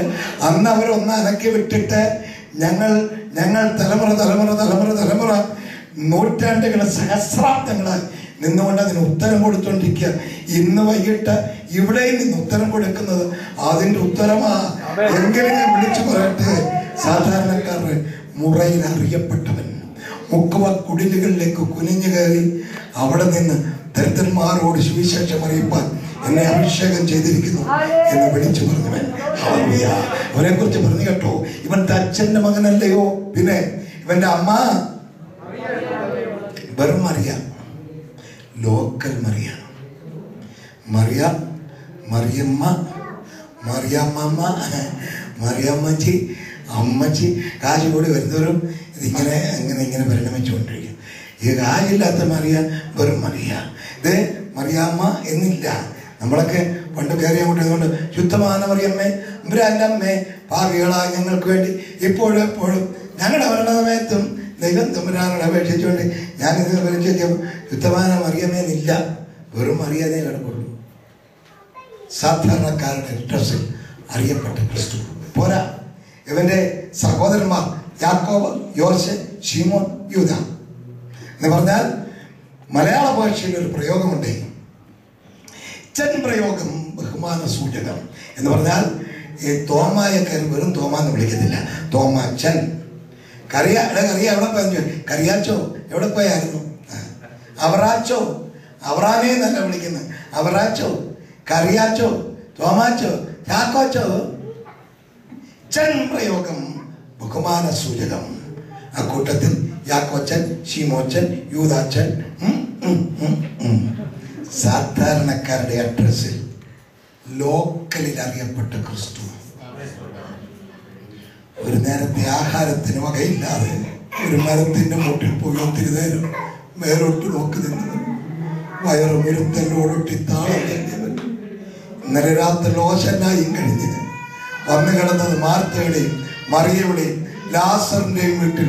അന്ന് അവിടെയും കഞ്ഞി വെച്ചില്ല, കാരണം ഇവരെല്ലാം ഘോഷയാത്രയ്ക്ക് ഉണ്ടായിരുന്നു. എല്ലാം കഴിഞ്ഞ് തിരിച്ചു വന്നപ്പോ ഇനി അങ്ങ് കിടക്കാൻ നേരം പോയി അങ്ങ് കിടന്നു. അല്ല എന്തോ ചെയ്യാന്, ഒരു വകയില്ല. രാവിലെ എഴുന്നേറ്റ് കാളിക്കത്തുന്ന വയറുമായി ഒരു മരത്തിന്റെ മുട്ടിൽ, ഒരു അത്തിയുടെ മുട്ടിൽ ഒത്തിരി നേരം മുകളിലേക്ക് നോക്കി നിന്നു. ഒരു കാ കിട്ടിയിരുന്നെങ്കിൽ കടിച്ചു പറിച്ച് വയറിന്റെ കാളിച്ചൊന്ന് മാറ്റാൻ കിട്ടിയില്ല. യേശുവിന്റെ വയറ് കാഞ്ഞു പോയാൽ നിന്റെ അടി കാഞ്ഞു പോകും. അത് അതിനേക്കാൾ കഷ്ടമാകട്ടെ. കർത്താവിനെയോ കർത്താവിന്റെ നാമത്തിൽ വരുന്നവര് വിശക്കാനുള്ള പണി ഉണ്ടാക്കി വെക്കരുത്, അടിവേര് കരിഞ്ഞു പോകും. അത് ഞാൻ ഇടയ്ക്ക് പറഞ്ഞെന്നുള്ളൂ. എന്റെ കാര്യമല്ല, ഞാനങ്ങ് പോകും. ഞാൻ അടുത്ത വ്യാഴാഴ്ച രാത്രി ഇവിടുന്ന് കയറുക. എന്നാ വരുന്നവരെ ശ്രദ്ധിച്ചോളും. അതെന്താ, അടിവേര് കരിയാതിരിക്കാൻ സൂക്ഷിച്ചു. ദേ കർത്താവ് മേലോട്ട് നോക്കിയിട്ട് പറഞ്ഞു, ഇനിമേൽ നിന്നിൽ ഒരു കായും നാസ്തി ഉണ്ടാകരിക്കട്ടെ. തീർന്നു. തിരിച്ചതിലെ വന്നപ്പോൾ പറയാ, ഗുരു നീ ഇന്നലെ ശപിച്ച അത്തി വേരോടെ കരിഞ്ഞു പോയി. അതിന് വേറൊരു മർമ്മമുണ്ട്, അതിപ്പോ പറയുന്നില്ല. ആവശ്യമുള്ളവർ പിന്നെ ചോദിച്ചാൽ ഞാൻ പറഞ്ഞുതരാം. അത്തിമേൽ കയറിയവൻ, അത്തിക്കീഴിരുന്നവൻ, അത്തിയില കൊടുത്തവർ, ഇതൊക്കെ പ്രത്യേക പഠനങ്ങളാ. ആ പഠനത്തിലാണ് അതിന്റെ മർമ്മം പറയേണ്ടത്. നിൽക്കട്ടെ, നസ്രയനായ യേശു സാധാരണക്കാരുടെ അഡ്രസ്സിൽ അറിയപ്പെട്ടവൻ. ആമേൻ. പണ്ഡന്മാരുടെ ലിസ്റ്റിൽ യേശുവിനെ അറിയപ്പെട്ടിട്ടില്ല. യേശുവിനെ അറിയപ്പെട്ടതൊക്കെ സാധാരണ കടൽക്കോരികളും സാധാരണ ചുങ്കക്കാരും ഇവരുടെയൊക്കെ അഡ്രസ്സിൽ അറിയപ്പെട്ടു. ചുരുക്കി പറഞ്ഞാൽ യേശുവിൻ്റെ സഹവാസികൾ ദരിദ്രന്മാരായിരുന്നു. പോരാ, നസ്രയനായ യേശുവിൻ്റെ നിയമപ്രകാരമുള്ള കരം കൊടുക്കുവാൻ ഒരിക്കൽ കാശിന് വേണ്ടി കീശ തപ്പിയപ്പോൾ കീശയുമില്ല, കാശുമില്ല, യേശു മാത്രം. യേശു പറഞ്ഞു, പത്രോസ് എന്ന് പറഞ്ഞു, ഗുരു കരം കൊടുക്കണം, കരം കൊടുക്കണം, അതിന് കാശ്, ഗുരു കാശ്. അപ്പോൾ നമ്മുടെ കർത്താവ് ചോദിച്ചു, പത്രോസേ നിനക്കെന്ത് തോന്നുന്നു, ഈ ലോകത്തിലെ ആളുകൾ മക്കളോടോ അന്യരോടോ കരം വാങ്ങിക്കുന്നത്? അന്യരോട്. അപ്പൊ മക്കളൊഴിവുള്ളവര്, നമ്മൾ വാസ്തവത്തിൽ മക്കളാ. എന്നാലും നാം അവർക്ക് ഇടർച്ച വരുത്താതിരിക്കേണ്ടതിന് നീ കടലിലേക്ക് പോയി ചൂണ്ടലിടുക, ആദ്യം കിട്ടുന്ന മീനിനെ എടുക്കുക, അതിന്റെ വായ് തുറക്കുമ്പോൾ ഒരു ചതുർദ്രഹ്മപ്പണങ്ങൾ, കുഞ്ഞാ ഭാഗം ഒന്നിട്ടേ. അപ്പം ആളുകൾ നോക്കിയിരുന്നോളല്ലോ. മത്തായി 17:27 ഒരു ചതുർദ്രഹ്മപ്പണം കാണും, അതെടുത്ത് എനിക്കും നിനക്കും വേണ്ടി കൊടുക്കുക എന്ന് പറഞ്ഞു. എനിക്കും നിനക്കും വേണ്ടി. എനിക്ക് ആ വാക്യം ഇഷ്ടപ്പെട്ടത്. എൻ്റെ കാര്യം എങ്ങനെയാണ് നടത്തുക, നീ പിന്നെ എവിടെയെങ്കിലും പോയി നടത്തുക, അതല്ലേ യേശുവിൻ്റെ പണി.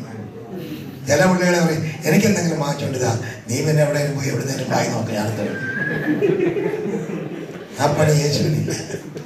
യേശുവിൻ്റെ വേലയ്ക്ക് വേണ്ടി ഇറങ്ങിയാൽ യേശു പറയും എനിക്കും നിനക്കും ഒരുപോലെ ഭാഗം, എനിക്കും നിനക്കും. കരം കൊടുക്കുക. പത്രോസ് പോയി. ഞാൻ വളരെ ശ്രദ്ധിച്ചു. എടാ ഇപ്പോഴാവശ്യത്തേക്ക് പോയി ഒരു വല എറി, ഒന്ന് വല എറിഞ്ഞാൽ മതിയല്ലോ, ഇഷ്ടംപോലെ കിട്ടും എന്ന് പറഞ്ഞ് വിട്ടിരുന്നെങ്കിൽ യേശുവിൻ്റെ പ്രമാണം തെറ്റിയതിനെ വിട്ടുപോയതിലേക്ക് തിരിച്ചു പോകാൻ പത്രോസിനോട് പറഞ്ഞു എന്ന് കൃത്യപ്പുകാർ പറയുമായിരുന്നു. വിട്ടതിലേക്ക് തിരിച്ചു പോകാൻ യേശുവിന് താല്പര്യമില്ല. അതുകൊണ്ടാണ് പറഞ്ഞത് ചൂണ്ടലെടുത്ത് എറിയുക.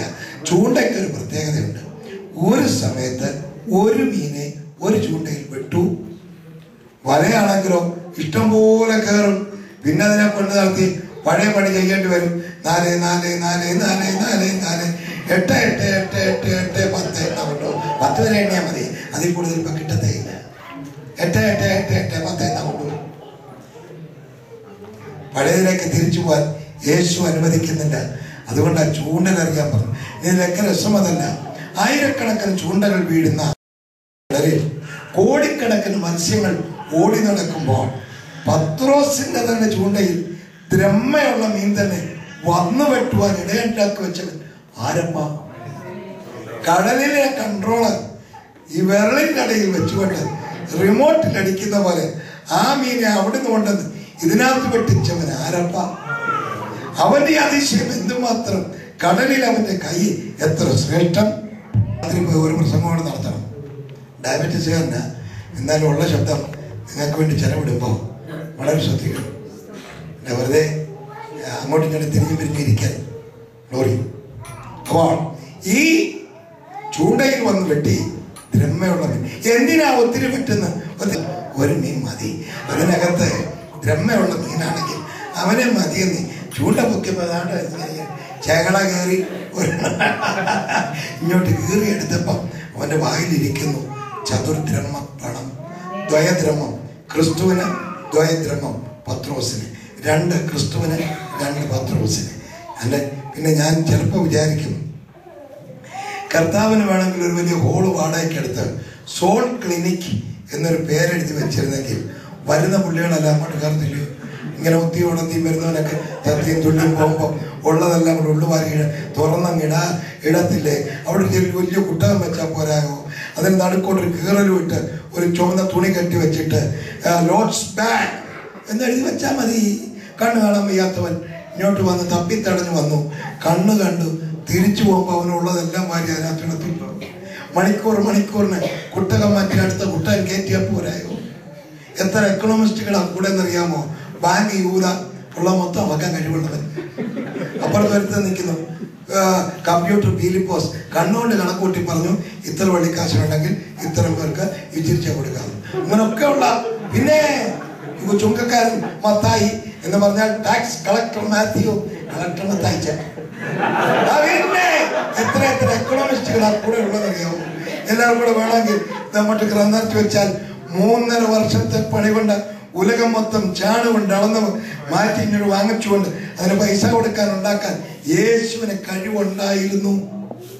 പക്ഷെ ചെയ്തില്ല. കാരണം കടലിൽ കിടന്നതിന്റെ കുടലിൽ കുരുങ്ങിയ കാശെടുത്ത് കരം കൊടുക്കുമ്പോൾ അവനൊരു വലിയ ദൗത്യം വെളിപ്പെടുത്തിയായിരുന്നു. എന്റെ ദാരിദ്ര്യത്താൽ നിങ്ങൾ സമ്പന്നരാകുവാൻ നിങ്ങൾ നിമിത്തം ഞാൻ ദരിദ്രനായി ഭൂമിയിലേക്ക് ഇറങ്ങി. ആരുപോലും ഇല്ലാത്തവനായി, ആരുപോലും അല്ലാത്തവനായി, ആധാരമില്ലാത്തവനായി, ഒന്നുമില്ലാത്തവനായി ശുശ്രൂഷയേറ്റ ജനമെല്ലാം ഊരുക്കളിലേക്ക് പോകുമ്പോൾ യേശുവോ ഒരു മലയിലേക്ക് പോയി. ഒരു വാടക വീട് പോലും എടുക്കാതെ ഒരു മലയുടെ മരം കൊച്ചുന്ന മഞ്ഞ തുള്ളികൾക്കടിയിലിരുന്നു കൊണ്ട് രാത്രിയിൽ തലയിൽ മഞ്ഞ് വീഴുമ്പോൾ കൈ കൊണ്ടിങ്ങനെ തുടച്ചുകൊണ്ട് പിതാവേ നാം ഒന്നായിരിക്കുന്നത് പോലെ ഇവരെ നമ്മൾ ഒന്നാക്കണമേ എന്ന് വിളിച്ചു പറഞ്ഞവൻ, പ്രാർത്ഥിച്ചവൻ. രാത്രി മുഴുവനും പ്രാർത്ഥനയിൽ പോരാടുമ്പോൾ എന്നെ നിങ്ങളെ സമ്പന്നരാക്കുവാനായി അവനത് ചെയ്യുകയായിരുന്നു എന്ന് പഠിക്കണം. നസ്രായനെ അറിഞ്ഞങ്ങ് ആരാധിക്കണം കേട്ടോ. വെറുതെ ഒന്നും ചക്കത്ത് ആരാധിക്കണ്ട. അവൻ നിനക്ക് വേണ്ടി മുതൽ മുടക്കിയവനാ. മുഴങ്കാലം മുടക്കി അവന്റെ പാദപീഠത്തിൽ അവൻ തൊട്ട് നമസ്കരിക്കാൻ അവസരം കിട്ടുന്നെങ്കിൽ അതാണ് ശ്രേഷ്ഠമായ ആരാധന. അവന്റെ പൊന്നു തിരുനാമം വാഴ്ത്തപ്പെടുമാറാകട്ടെ. അവൻ കരം കൊടുക്കുവാൻ നിവർത്തിയില്ലാതിരുന്ന ക്രിസ്തു ആരുടെയും ഒന്നും അടിച്ചു മാറ്റിയില്ല. ചരിത്രം നിങ്ങൾ നോക്കിക്കോ. യേശുവിന്റെ ഒറ്റ യോഗത്തിനും സ്വോത്രകാഴ്ച എടുത്തില്ല. അതുകൊണ്ട് എടുക്കരുതെന്നല്ല, സ്വോത്രകാഴ്ച എടുത്തില്ലെങ്കിൽ ഇവിടെ പണി നടക്കത്തില്ല. അതുകൊണ്ട് ഞങ്ങളുടെ നാട്ടിൽ സ്വോത്രകാഴ്ച എടുക്കുന്ന ഉള്ളികളാ. ഇല്ലെങ്കിൽ കൺവെൻഷൻ നടന്നു കഴിയുമ്പോൾ വെഞ്ചുകാരനും കസാരക്കാരനും കാശ് കൊടുക്കണ്ടേ, മക്കളെല്ലാവരും സംഭാവന ചെയ്യണമെന്നൊക്കെ പറയും. ചെയ്തേ നോക്കൂ. എന്നാൽ യേശുവിന്റെ കാലത്ത് വന്ന ജനത്തിന് അങ്ങോട്ട് കൊടുക്കുക. 5 അപ്പം കയ്യിലെടുത്ത് വാഴ്ത്തി 5000 എണ്ണത്തിന് കൊടുത്ത ക്രിസ്തു എല്ലാം അങ്ങോട്ട് കൊടുക്കുക, അങ്ങോട്ട് കൊടുക്കുക. എന്നിട്ട് തിരുവചനം നമ്മെ പഠിപ്പിച്ചു, വാങ്ങുന്നതിനേക്കാൾ കൊടുക്കുന്നത് ഉത്തമം. പണ്ടൊരു ചെറുക്കൻ ആദ്യമായിട്ട് ഇതുപോലെ സഭായത്തിന് പോയി. കൂട്ടുകാരൻ വിളിച്ചോണ്ട് പോയതാ. എടാ വാടാ, നമ്മുടെ യോഗത്തിന് വാ, നീ ചുമ്മാ വെറുതെ എന്തിനാണ് ക്യാമ്പിൽ ഇരിക്കുന്നത്, വാദമുണ്ട്, വിളിച്ചോണ്ട് പോയതാ. ഇവിടെ നടന്ന സംഭവം ഗൾഫില്. അവിടെ ചെന്നു ഇരുന്നു. ദേവദാസൻ പറഞ്ഞു, ഇപ്പോൾ സ്വോത്രകാഴ്ച എടുക്കുന്നതായിരിക്കും, പാട്ടുപാടി സ്വോത്രകാഴ്ച എടുക്കുന്നതായിരിക്കും. അടുത്തിരുന്നവൻ 10 ദിർഹംസ് 20 ദിർഹംസ് അങ്ങോട്ട് ഇട്ടച്ച് 10 എടുത്തു. ഇട്ടതവൻ കണ്ടില്ല, അവൻ 20 എടുക്കുന്ന കണ്ടു. 20 ഇട്ടിട്ട് 10 എടുക്കുന്ന കണ്ടു. അടുത്തിരുന്നവനോ അവനൊന്നും ഇടാതെ കണ്ട 20 എടുത്തു. ഉച്ചയ്ക്ക് ഊണമൊക്കെ ഉണ്ടായിരുന്നു. ഊണമൊക്കെ കഴിഞ്ഞ് പോയാൽ നടാ എങ്ങനെ ഉണ്ടായിരുന്നു. എനിക്ക് ആ അവസാനത്തെ ആ പരിപാടി ഉണ്ണേക്കാളൊക്കെ ഇഷ്ടപ്പെട്ട മറ്റേ എൻ്റെ ഒരു പൈസ ഇല്ല വന്നതാ. ഏതാണ് സ്വോത്രാഴ്ച എടുക്കാന്ന് പറഞ്ഞു. നീ 10 എടുത്തു, ഞാൻ 20 എടുത്തായിരുന്നു. അങ്ങനെയാ പറഞ്ഞത്. സ്വോത്രാഴ്ച ഇപ്പൊ എടുക്കാമെന്ന് ആവശ്യമുള്ള എടുക്കാം. എൻ്റെ ഒന്നുമില്ലായിരുന്നു. അവൻ മറ്റവൻ 10 എടുത്തു, ഞാൻ 20 എടുത്തു. നല്ല പണിയൊക്കെ ഇതിനകത്ത്. അങ്ങനെയുള്ള പുള്ളികളൊക്കെ ഉള്ളവർ ഇടുന്നവരാ ഗോത്രം. ദരിദ്രന്മാരിൽ ദരിദ്രനായ ക്രിസ്തു നമ്മെ സമ്പന്നരാകുവാൻ. ഞാൻ ഇനി അടുത്തായി പറയാൻ പോണത് യേശു ക്രിസ്തുവിന്റെ മരണം ദരിദ്രന് കുറയും. Price the Lord. നമുക്ക് വായിക്കാം. യോഹന്നാന്റെ സുവിശേഷം 19-ാം അധ്യായം അതിന്റെ 30-ാമത് വാക്യം. യേശു പുളിച്ച വീഞ്ഞ് കുടിച്ച ശേഷം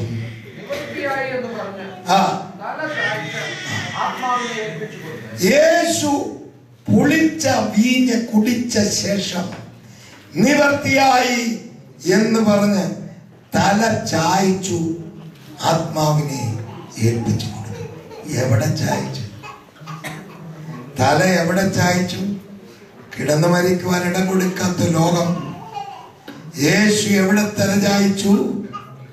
ക്രൂശിൽ. കൈകാലുകൾ ക്രൂശിൽ ആണിയടിക്കപ്പെട്ടവനായി കിടക്കുമ്പോൾ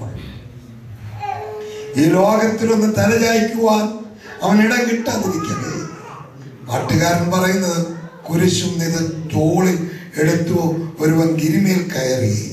അവന്റെ തല ചായ്പാൻ സ്ഥലമില്ലാതെ അവന്റെ തല തോളിന്മേൽ ചായ്ച്ചു. സ്വന്തം തോളിൽ തല ചായ്ച്ചവനായി. ഒന്ന് കിടന്ന് മരിക്കാൻ പോലും ഇടം കിട്ടാത്തവനായി. ലോകത്തിൽ ഏത് ദരിദ്രനും പഞ്ചായത്തിലെ വെയിറ്റിംഗ് ഷെഡിൽ കിടന്ന് ചാകാം, വേണ്ടവർ കൊണ്ട് കുഴിച്ചിട്ടോളൂ. യേശുവിനോ ഉലകത്തിൽ കിടന്നു മരിക്കുവാൻ ഇടം കിട്ടിയില്ല എന്നറിയണം. ഈ കർത്താവിന്റെ പുറകിലായി ഇറങ്ങി പുറപ്പെട്ടത് എന്നറിഞ്ഞ് വേണം നിൽക്കാൻ. അന്യന്റെ നന്മ കണ്ടുണ്ട് നിന്റെ കണ്ണ് കടിക്കാതെ യേശുവിനെ നോക്കി എനിക്ക് വേണ്ടി ദരിദ്രനായി ഇറങ്ങി വന്ന കർത്താവേ, അങ്ങേക്കാൾ നന്മ എനിക്ക് കിട്ടിയല്ലോ എന്ന് പറഞ്ഞ് അവനെ സ്തുതിക്കുവാനാണ് നമുക്ക് കടപ്പാടുള്ളത്. അങ്ങനെ ദരിദ്രന്മാരിൽ ദരിദ്രനായി കിടന്നു മരിക്കുവാൻ ഇടം കിട്ടാത്തവനായി നസ്രയനായ യേശു നമുക്ക് വേണ്ടി ദരിദ്രനായി ഇറങ്ങി വന്നു. അവസാനത്തെ ഭാഗം അവന്റെ അടക്കം വല്ലവന്റെയും കല്ലറയിൽ. വിശുദ്ധ മത്തായി എഴുതിയ സുവിശേഷം 27-ാം അധ്യായം 59-60 വാക്യങ്ങൾ വായിച്ചാൽ. യോസേഫ് ശരീരമെടുത്ത് നിർമ്മല ശീലയിൽ പൊതിഞ്ഞു.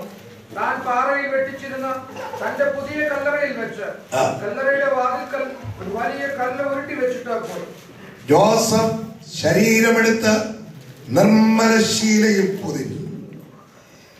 താൻ പാറയിൽ വെട്ടിച്ചിരുന്ന തന്റെ പുതിയ കല്ലറയിൽ വെച്ചു. ഞാനേ ഈ ഭാഗം പറയുമ്പോൾ പറയുന്നൊരു ഭാഗമുണ്ട്, പറയാതിരിക്കാൻ പറ്റുന്നതുകൊണ്ട്. പണ്ട് ഞാൻ കോഴഞ്ചേരി ബസ് സ്റ്റാൻഡിൽ കൂടെ പോകുമ്പോൾ 2 പൊട്ടക്കണ്ണന്മാർ ചപ്പളക്കാട്ട് അടിച്ചുകൊണ്ട് ഇങ്ങനെ പാടുക. ഈ ഒരു ക്ലാപ്പേഷ ഇങ്ങനെ അടിച്ചുകൊണ്ട് ഒരുത്തൻ മുന്നേ പോകുന്ന മറ്റവൻ കുടിച്ചുകൊണ്ട് പോവുക.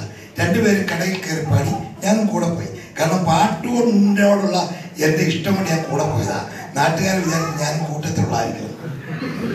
അവർ പാട്ട് ഞാൻ പിരിവാന്നാ വിചാരിച്ചു. ഞാൻ പാട്ട് കേട്ട് കൂടെ പോയതാ. അവർ അന്നത്തെ പാട്ട് കേൾക്കണം. എവിടെ നിന്നാന്ന് എനിക്ക് അന്നും അറിയത്തില്ല, ഇന്നും അറിയത്തില്ല. അവർ പാടിയത് കേട്ട് ഞാൻ പാടുക. കേട്ടോ, ആരുപോരുമില്ലാത്ത തണ്ടി ഞാനൊരാറടി മണ്ണിന്റെ ജന്മി, ആരുപോരുമില്ലാത്ത തണ്ടി ഞാനൊരാറടി മണ്ണിന്റെ ജന്മി. അവിടെ നിന്നോട് ഞാൻ പതുക്കെ ഇത് മൂക്കിൽ ഇഞ്ഞ് പിടിച്ചെന്നേ. ഇത് ഞാൻ പതുക്കെ ഇഞ്ഞ് മൂക്കിൽ പിടിച്ചു. ഏതാ റെക്കോർഡ് ചെയ്തെന്ന്.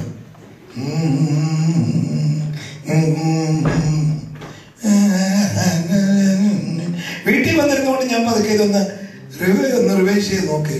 ആരുപോരുമില്ലാത്ത തണ്ടി ഞാനൊരാറടി മണ്ണിന്റെ ജന്മി.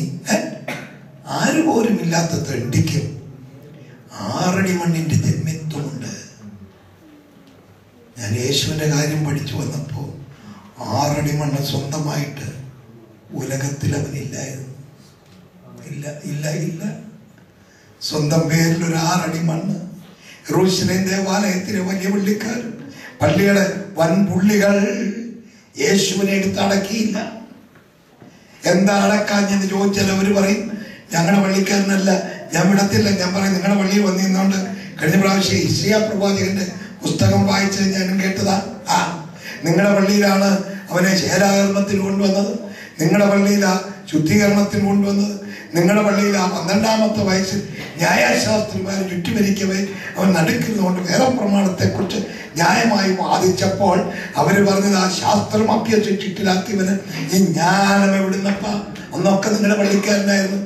പിന്നെ നിങ്ങളുടെ പള്ളിയല്ലയോ പ്രാക്കളെയൊക്കെ ഓടിച്ച് പ്രാക്കളെ വിൽക്കുന്നവരെയൊക്കെ ഓടിച്ചിട്ട് എന്റെ പിതാവിന്റെ ആലയം പ്രാർത്ഥനാലയം എന്ന് വിളിക്കപ്പെടും. എന്നൊക്കെ നിങ്ങളെ വിളിക്കാൻ ഇപ്പൊ എന്തുകൊണ്ട് എടുക്കുന്നില്ല? ശവം വീണപ്പോൾ എടുക്കുന്നില്ല. കാരണം അവര് പറഞ്ഞ പള്ളി പൊളിച്ചാൽ പുള്ളി പണിയാമെന്നൊക്കെ പറഞ്ഞാൽ എന്തൊക്കെ വഴക്കുണ്ടായി. ഇപ്പൊ അവരുടെ വീട്ടുകാരൻ പള്ളിയിൽ നിന്ന് മുടക്കിയിരിക്കുക.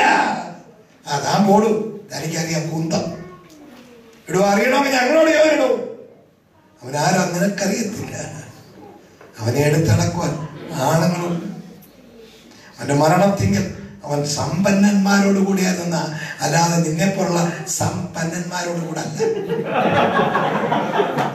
അവന്റെ മരണത്തിങ്കിൽ അവൻ സമ്പന്നന്മാരോട് കൂടെയായിരുന്നു. ആരവനെ എടുത്തു? അരുമത്തിയിലെ ജോസഫ്. മൂറും അകിലും ചന്ദനവും ഒക്കെ ചേർത്ത് കൂട്ടുകൊണ്ട് ദേഹം മൊത്തം ചുറ്റിക്കെട്ടി പൊതിഞ്ഞ് രാത്രി അവന്റെ അടുക്കൽ വന്ന നിക്കോദിമോസും ഇത് രണ്ടൂടെ ചേർത്ത് യേശുവിൻ്റെ ഒരു നല്ല അടക്കം. പക്ഷേ എനിക്കവിടെ പഠിക്കാനുള്ളത്, യേശുവെ അങ്ങയുടെ അടക്കം വല്ലവൻ്റെയും കല്ലറയിൽ. സ്വന്തമായി 6 അടി മണ്ണില്ലാത്തവൻ ദരിദ്രന്മാരിൽ ദരിദ്രനായി ഇറങ്ങി വന്നത് എന്തിന്? 3-ാം ഭാഗം, ദരിദ്രരായി നമ്മെ സമ്പന്നരാക്കി തീർക്കാൻ. വേഗത്തിൽ വായിച്ചോണം. അടുത്ത് പഠിക്കുന്നത് നമ്മെ സമ്പന്നർ ആക്കി തീർത്ത ക്രിസ്തു എങ്ങനെ സമ്പന്നരാകണം. ലൂക്കോസ് സുവിശേഷം 12:21. ദൈവവിഷയം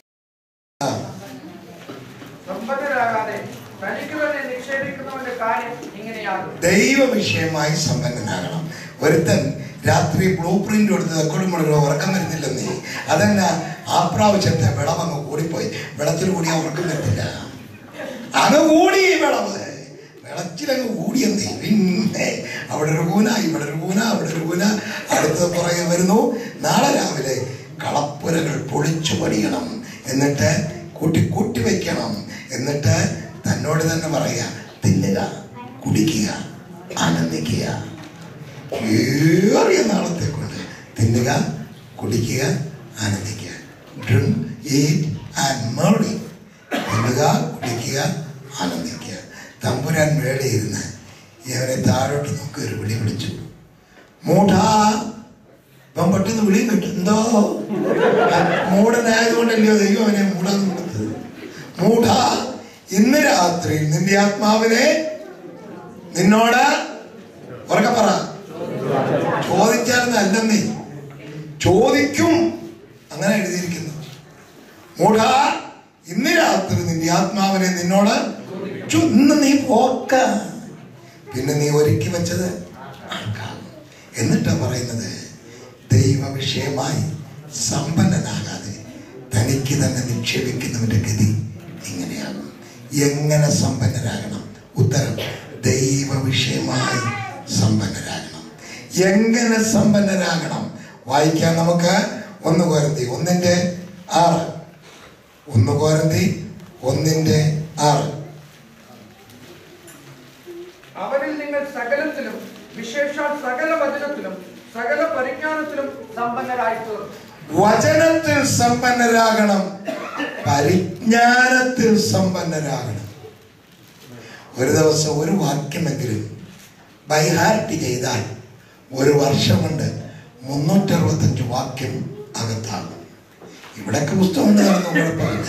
നാട്ടിൽ വരുമ്പോൾ ഇത് പിടിച്ചു പറിച്ച് തീക്കകത്തിട്ട് 2 അടിയും തരാൻ ആമ്പിള്ളേർ ഇപ്പോഴത്തെ ഭരണം റെഡിയായി നിൽക്കുക. അവർ പറയുന്നത് 10 വർഷം കൊണ്ട് തകര എണ്ണത്തെ ഞങ്ങളെ തിരിച്ചടിച്ച് കോവാലിനാക്കി മാറ്റാമെന്ന്. പിന്നെ നീ മനസ്സിൽ വെച്ചൊക്കെ ഉള്ളൂ. അവൻ കയറി ഒന്ന് മുട്ട്, അന്നറിയുന്ന ഈ വിവരം. ഇന്ന് വരെ ആണുങ്ങളെ തൊട്ട് നീ കളിച്ചിട്ടില്ല, കളിച്ചാൽ നീ വിവരം അറിയുമെന്ന് കഴിഞ്ഞ ദിവസം ഞാൻ ബോംബെ പ്രസംഗിച്ചാൽ വരുന്നത്. പിന്നെ തൊട്ട് കളിക്കും, വരുമെന്ന്, വന്നേക്കുമെന്ന്. ആകട്ടെ, പുസ്തകം കയ്യിൽ നിന്ന് പോയാലും മനസ്സിൽ വചനം സൂക്ഷിക്കണം, അതിനുവേണ്ടി പഠിക്കണം. എന്ത് ചെയ്യണം? വചനത്തിൽ സമ്പന്നരാകണം. രണ്ടാമത് പറഞ്ഞ് പരിജ്ഞാനത്തിൽ സമ്പന്നരാകണം. അത് വളരെ അത്യാവശ്യമാണ്. സഹോദരിമാർക്കാണെങ്കിൽ ഒരുപാട് അത്യാവശ്യമാണ്. ഏതാ? പരിജ്ഞാനത്തിൽ സമ്പന്നരാകണം. പരിജ്ഞാനം എന്താണ്? ഇന്നാര് ഇന്നതാണ്, ഇന്നാരോട് ഇന്നതയാകാവൂ എന്നൊക്കെ പഠിക്കുന്നതാ പരിജ്ഞാനം. ഒരിക്കൽ ഞാനൊരു സഹോദരിയെ വഴിക്ക് വെച്ച് കണ്ടു. ഞാൻ മഴ പെയ്തു വരുന്നു, ഞാൻ ഓടിപ്പോകുന്ന കൂട്ടത്തിൽ സഹോദരിയോട് ചോദിച്ചു, സഹോദരി എന്തുകൊണ്ട് വിശേഷം? കണ്ടിട്ട് മിണ്ടാതെ പോയാൽ പറയും, പണ്ടി ഞങ്ങളുടെ വീട്ടിൽ വന്ന് ഇഷ്ടം പോലെ തിന്ന, ഇപ്പൊ കണ്ടോ കണ്ടിട്ടില്ല, കാശായി തുടങ്ങിയെന്നേ.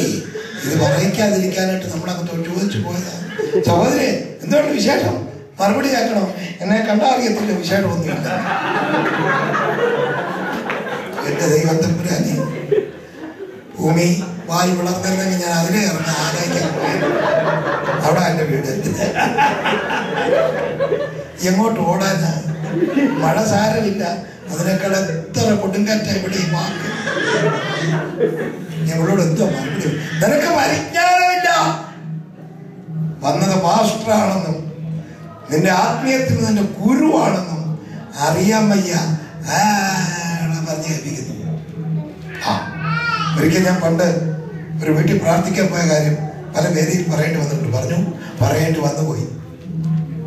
ഇന്നത്തെ കാലമാണ്. പഴയ കാലം തളിച്ച തറയും മേഞ്ഞ ഓലമേഞ്ഞ വീടും ചെറ്റ കെട്ടി തൂക്കിയ പഴയ കുടിലുകൾ അങ്ങനെ ഒരു കാലമുണ്ടായിരുന്നു കേരളത്തിൽ.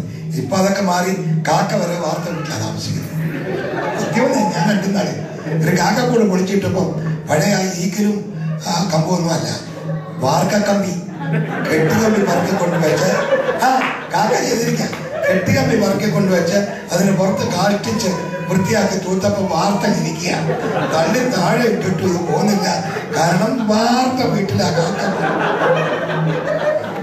ഇത് അതിനൊക്കെ മുമ്പുള്ള കാലമാണ്. ഞാനവിടെ ചെന്നു. വീട്ടിൽ ചെന്നപ്പോൾ പുള്ളിക്കാരൻ ജോലിക്ക് പോയിരിക്കാൻ 4 കുഞ്ഞുങ്ങളാണ്. 4 കുഞ്ഞുങ്ങൾ. ഇന്നത്തെ കാലമല്ല, ഇഷ്ടം പോലെ കുഞ്ഞുങ്ങളുള്ള കാലം. 4 കുഞ്ഞുങ്ങൾ. ജീവിതം തുടങ്ങിയതേ ഉള്ളൂ. 4 കുഞ്ഞുങ്ങൾ. മൂത്തവർക്ക് വയസ്സ് 12. തന്ത ജോലിക്ക് പോയി, തള്ള അടുത്ത വീട്ടിൽ പോയി. 4 എണ്ണവും വീട്ടിൽ കിടപ്പുണ്ട്. മൂത്തവള് 12 വയസ്സുകാരി ഒരു കൊച്ചിനെ എടുത്ത് ഇവിടെ വെച്ചിട്ട് ഇങ്ങനെ കൈ കൊണ്ട് ഇവിടെ കുത്തിക്കൊണ്ട് ഇങ്ങനെയൊക്കെ. കാരണം ഇതിനെ എടുത്തു വെക്കാനുള്ള കെപ്പ് അവക്കില്ല. അവളൊരു കൈ ഇങ്ങനെ മുട്ട കുത്തിക്കൊണ്ട് നിൽക്കുക. ഞാൻ അങ്ങോട്ട് ചെന്നു. ഞാൻ ചെടി അച്ചായൻ്റെ മോളെ, അച്ചാച്ചൻ ജോലിക്ക് പോയി, അമ്മയെ തേടി, അമ്മതൊക്കെ പോയി. അവളത് കഴുത്തിന് ചുറ്റും നാക്കം കൊണ്ട് നിൽക്കുക. ട്രെന്നാ കാര്യം പറയുന്നു. ഞാനിത് സംസാരിച്ചുകൊണ്ടിരുന്നപ്പം ഒരുത്തൻ ഇറങ്ങി വരുന്നുണ്ട്. അവന് അവിടുന്ന് ഒരു അണ്ടർവെയർ ആയിട്ടേക്കുന്നു. അണ്ടർവെയർ എന്ന് പറഞ്ഞാൽ അപ്പൻ്റെ അണ്ടർവെയർ. അത് അവൻ ഇവിടെ വെച്ചാണ് കെട്ടിയേക്കുന്നത്. അവൻ്റെ ഇവിടം വരെ ഉണ്ട്. ആ ഒറ്റ അണ്ടർവെയർ മതി അവൻ്റെ സകല കാര്യങ്ങൾ അതിനകത്ത്. അവൻ അതിടുക മാത്രമല്ല, അവൻ ഓടി വന്നിങ്ങനെ നിൽക്കുക. അടുത്തെന്ത് പറയുന്നു ചെയ്യാൻ നിൽക്കുക അണ്ടർവെയർ. മൂന്നാമതൊരുത്തൻ ഇറങ്ങി വരുന്നുണ്ട്. അവന് ഈ പറഞ്ഞതും ഇല്ല. അവൻ പിന്നെ അതിന് പകരം അപ്പൻ്റെ ഒരു പഴയ ബൂട്ട് അവിടെ കിടന്നു. അതിനകത്ത് അവൻ കയറി അത് വലിച്ചോണ്ട് അവൻ്റെ വരവ്. അവൻ വരിക എന്ന് മാത്രമല്ല, ഇടയ്ക്കിടയ്ക്ക് മൂക്കന് താഴോട്ട് 11 ഇറങ്ങി വരും. അങ്ങനെ ഇരിക്കുമ്പോൾ സംസാരിച്ചുകൊണ്ടിരിക്കുമ്പോൾ 11 പ്രത്യക്ഷപ്പെടും. ഇടയ്ക്ക് അവനൊരു പിടിപിടിക്കുമ്പോൾ 11 അപ്രത്യക്ഷപ്പെടും. വീണ്ടും 11 ഇറങ്ങി വരും. ഈ ചില്ലറയെല്ലാം കൂടി ഇട്ടാണ് എവിടെ പോയി തെക്കേ വീട്ടിൽ ഇരിക്കുന്നത്. ഞാൻ പറയടി കുഞ്ഞെ ചെന്ന് പറയടി, ഭാഷപ്പച്ചൻ വന്നെന്ന് പറഞ്ഞില്ല, പ്രാർത്ഥിക്കാൻ വരാൻ പറ. നമ്മുടെ അണ്ടർവെയർ ഒറ്റ ഓട്ടോടെ അവനൊക്കെ മിടുക്കനാ. അവൻ ഓടിച്ചെന്ന് പറഞ്ഞു, അമ്മേ ഭാഷപ്പച്ചൻ വന്ന് ഓടി വരാൻ. അവൾ അവിടുന്ന് ഏതാണ്ട് വാങ്ങിച്ച് വന്ന് വാങ്ങിച്ച് ഇവിടുന്ന് ഇതിലൊക്കെ ചാടി തെങ്ങുപുര എടുത്തിട്ട് വരുന്നതൊക്കെ ഓലക്കണ്ണി കൂടെ ഞാൻ കണ്ടോണ്ടിരിക്കുക. അവിടുന്ന് ചൂട്ടും പെറുക്കി ഓടി അതിലെ കൂടെ തിരിഞ്ഞ് ഇതിലെ കൂടെ വന്ന് ചരിപ്പിനകത്ത് എന്നേക്കാൾ കറുത്തൊരു കലമെടുത്ത്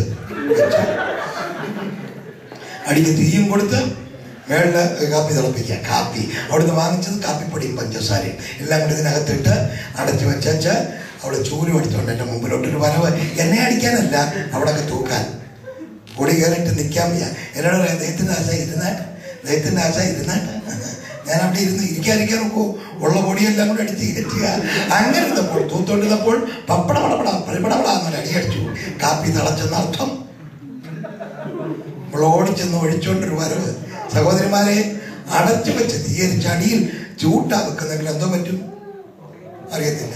ഗ്യാസിന്റെ പണിയാറി പുക നാറും. കുടിക്കാതിരിക്കാൻ നോക്കൂ. ഞാൻ എടുത്തു, ഞാൻ കുടിച്ചു. ഞാൻ കുടിക്കുമ്പോ ഞാൻ ചെറിയ തിയോളജി പറഞ്ഞു, സഹോദരി ആത്മാവിലാണെന്ന് കാട്ടിയിട്ടിരിക്കുന്നത്. എന്നോട് പറയാ, ഞാൻ ചിലപ്പോഴൊക്കെ അന്വേഷണം അറിയും. ഞാൻ പറയാം, അല്ല ഇതിനകത്ത് ഷെഖീന ഇറങ്ങിയിട്ടുണ്ടല്ലോ. അവർക്ക് എന്റെ തിയോളജി ഒന്നും മനസ്സിലായില്ല. അവിടെ പറയുന്നത് ചിലപ്പോഴൊക്കെ ആത്മാവിൽ ആറുവെന്ന. ഇവിടെ ഇവര് കുടിക്കാതിരിക്കാൻ പറ്റില്ല. ഉപദേശിയാണോ നീ കുടിച്ചേ കുടിച്ചില്ലെങ്കില് എവിടെ സഭയിൽ പോകും. കാരണം അവള് പറയും, ഞങ്ങള് പാവപ്പെട്ടവരായുണ്ട്, ഞങ്ങളുടെ വീട്ടിൽ വന്ന് ഇട്ട് കൊടുത്ത കാപ്പി കുടിച്ചില്ല, പിറ്റേ ആഴ്ചയിൽ അവളെ കിട്ടത്തില്ല. അവളും കുടുംബമായിട്ട് ഈ 4 എണ്ണത്തിനെ പറയും, 3 എണ്ണം ഇല്ലയോ, അന്നൊരു പാ നിറച്ചങ്ങ് ഇരിക്കാനുണ്ടേ, അതുകൊണ്ട് അവരെ വിടാനൊക്കത്തില്ല. അതുകൊണ്ട് കുടിച്ചേ നോക്കൂ. കുടിച്ചില്ലെങ്കിൽ സഭയിൽ പോവും, കുടിച്ചാലോ വയറ്റിന്ന് പോവും. രണ്ടായാലും ഗതികേടാ.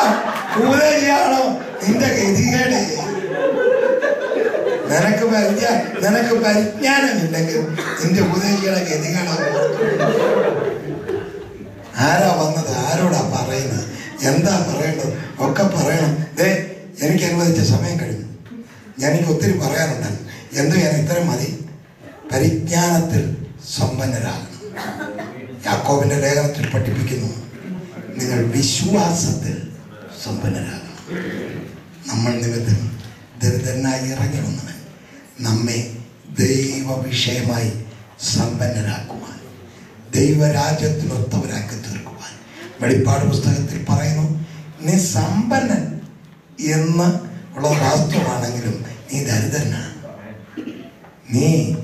നിനക്ക് ദാരിദ്ര്യമാ, നീ കുരുടനാ, നീ നഗ്നനാ, നീ സാക്ഷാൽ സമ്പന്നനാകേണ്ടതിന് നിന്നെ കണ്ണിലെഴുതുവാൻ ലേപവും നിന്റെ നഗ്നത മറയ്ക്കുവാൻ വെള്ളയുടുപ്പവും നീ സാക്ഷാൽ സമ്പന്നനാകേണ്ടതിന് സ്വർണം എന്നോട് വിലയ്ക്ക് വാങ്ങിച്ചു, പൊന്ന് നീ എന്നോട് വിലയ്ക്ക് വാങ്ങിക്കണം. അതെ, സാക്ഷാൽ സമ്പന്നരാകണമെങ്കിൽ വില കൊടുത്തേക്കൂ.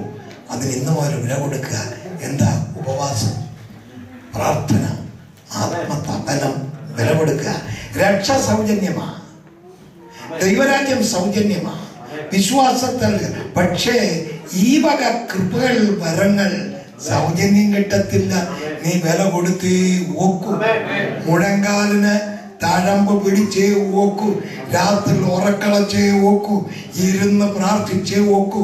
കർത്താവേ, അവിടുത്തെ കൃപ തന്നെ നടത്തണമേ എന്നീ ദിവസങ്ങളിൽ പ്രാർത്ഥിക്കണം. അതിന് ആരംഭത്തിനായിട്ടാണ് ഉപവസിക്കുവാൻ തയ്യാറായിരിക്കുന്നത്. കുടലുണക്കുന്ന വെറുതെ അല്ല, എന്തെങ്കിലും ഒന്ന് പ്രാപിച്ചുകൊണ്ട് കിടക്കണം. നമ്മൾ പഠിച്ച വാക്യം ഒന്നുകൂടെ പറയാം. നമ്മുടെ കർത്താവായ യേശു ക്രിസ്തു സമ്പന്നനായിരുന്നിട്ടും അവന്റെ ദാരിദ്ര്യത്താൽ നിങ്ങൾ സമ്പന്നരാകേണ്ടതിന് നിങ്ങൾ നിമിത്തം ദരിദ്രനായി